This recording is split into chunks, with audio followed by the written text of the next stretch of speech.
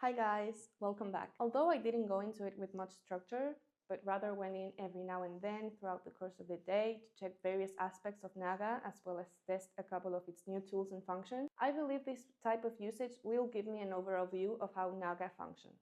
When opening up NAGA, it felt normal. And normal isn't always a bad thing. The layout was fairly easy to read and understand.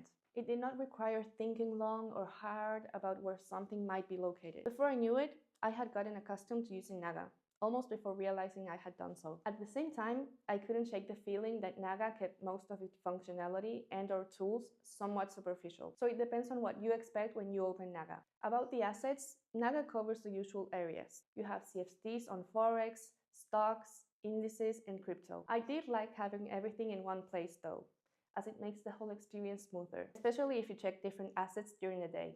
One part I kept going back to, even without planning to, is the social trading section of NAGA. You see other traders, their positions, and you can copy them if you want. I did not really use that actively, but I looked at it more than I expected. It is kind of built in a way that draws your attention. Opening the account was, well, standard. Registration, documents, waiting a bit, no surprises there. NAGA has different account types too, although I didn't explore all of them in detail. Deposits were quick for me. Withdrawals took longer, not excessively, but enough to notice. It didn't cause me to lose anything, all I lost was time. Security is one of those things you do not really think about unless something goes wrong. With NAGA, nothing felt off. Login, verification, the usual steps are there. I contacted support once just to check how responsive they are. They were not immediate, but I got a clear answer later, so overall acceptable. I do think that NAGA is an easy to use platform, and I think that NAGA is fairly accessible.